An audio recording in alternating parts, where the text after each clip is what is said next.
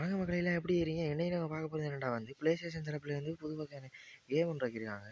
இது நார்மலாக PlayStation தரப்புலேருந்து இருக்கின்ற பரவாயில்ல. ஆனால் இந்த முறை பெரிய ஒரு வித்தியாசம் என்னன்டா, இவனுங்க இந்த கேமை வந்து முழுக்க முழுக்க தமிழில் ரிலீஸ் பண்ணி வச்சது தான் முக்கியமான ஒரு மெயின் காரணமே. நீங்கள் எல்லாருமே வந்து கண்டிப்பாக இந்த கேமுக்கு சப்போர்ட் கொடுத்தே ஆகணும். ஏன்னா வழமையாகவே தமிழில் எந்த கேமும் ரிலீஸ் ஆகுறதில்ல. அப்படியே தமிழில் வர கேமாக இருந்தாலும் வந்து ஏதாவது பிரச்சனை, கிராஃபிக்ஸ் குறைபாடு, அப்படி இல்லாட்டி சார கேமையும் வந்து தமிழ் கிரியேட்டர்ஸ் வந்து அந்த கேமை பெருசாக விரும்ப மாட்டாங்க. இப்படியெல்லாம் நடந்திருந்த கேமிங் இண்டஸ்ட்ரியில் வந்து எல்லாத்துக்கும் பதிலடி சொல்கிற மாதிரி தான் எல்ஐ ஸ்டூடியோன்றவங்க வந்து ஒரு கேம் ரிலீஸ் பண்ணியிருக்காங்க. அந்த கேமோட பேர் தான் சன் ஆஃப் தஞ்சை என்ற ஒரு கேம்.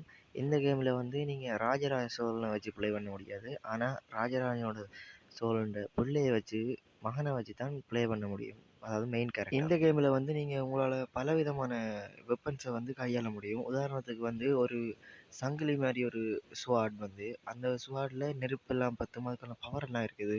இந்த கேமில் வந்து முழுக்க முழுக்க தமிழ் பேஸ் பண்ணி இருக்கிறதால இதில் எனக்கு பிடிச்ச மாதிரி ஒரு வெப்பன் ஒன்று இருக்குது. அது பேர் தான் வளரி. இது தமிழ் கலாச்சாரத்தில் பொதுவாகவே கலந்து கொள்ளக்கூடிய வெப்பனில் இதுவும் ஒன்று தான். இது சோழர் காலத்தோட ஸ்டோரி என்னதால் இதில் சோழரோட நாட்டில் கொடியான புலிக்கொடியையும் பார்க்க முடியும். இந்த கேமில் வந்து என்பிசிக்கு மெமரி இருக்குன்னு சொல்கிறாங்க. அது எப்படின்னா, நீங்கள் கேமில் ப்ளே பண்ணைகளை வந்து ஒரு என்பிசி அடிச்சிட்டோ இல்லாட்டி தட்டிட்டோ போனீங்கன்னு சொன்னால், அது நீங்கள் அடுத்த தடவை கேமில் கிடைக்கல அந்த என்பிசியை பார்க்கும்போதும் அது உங்களை ஞாபகம் வச்சுருந்து நீங்கள் தானே அடிச்சுட்டு போகணுன்ட்டு. இந்த கேமில் எல்லாமே நல்லா இருந்தால் கூட இதில் நீங்கள் மெயினாக சொல்லக்கூடிய என்னென்னா கேரக்டரோட டிசைனிங் தான்.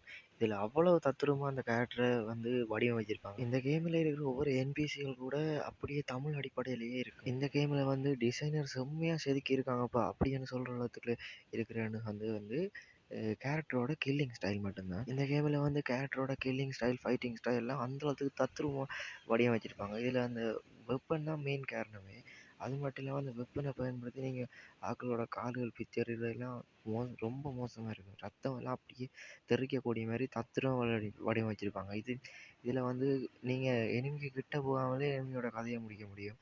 அதாவது வளரி என்ற வெப்பனை வச்சு தான். இதில் வந்து எனிமியோட வெப்பனை பிடிங்கியும் நீங்கள் வந்து எனிமியை கில் பண்ண முடியும். இந்த கேமோட ட்ரெய்லரில் காட்டினதை வச்சு தமிழ் கேம்ஸ் வந்ததுலேயே இந்த கேம் தான் பெஸ்ட்டாக வரும்ன்றது எங்களால் கண்டிப்பாக சொல்ல முடியும். எதுக்காகன்னா, நீங்கள் இப்படி கஷ்டப்பட்டு கிரியேட் பண்ணுற கேம்களுக்கு சப்போர்ட் பண்ணால் மட்டும்தான் தமிழில் இன்னும் நல்ல பெட்டரான கேம்ஸ் வரக்கூடிய சாத்தியங்கள் இருக்குது.